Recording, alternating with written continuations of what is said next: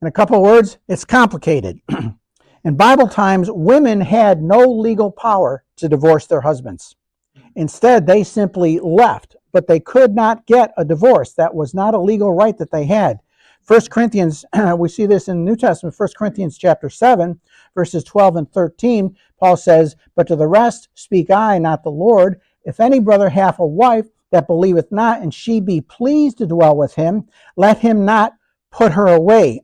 Now, the Greek word for that was aphiemi, and that was the word for divorce.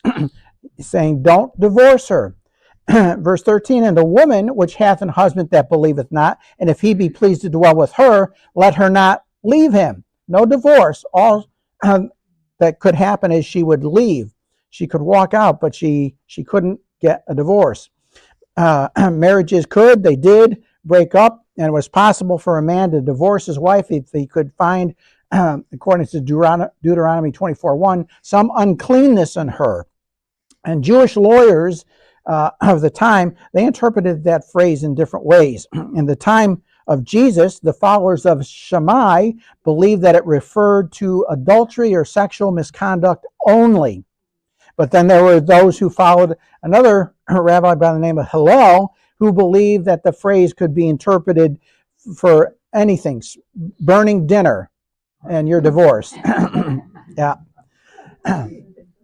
In society at that time, it was possible for a man to divorce his wife simply by announcing, "I'm divorcing you," and it was over. But the Jews required the giving of a written bill of divorcement that nullified the original marriage contract.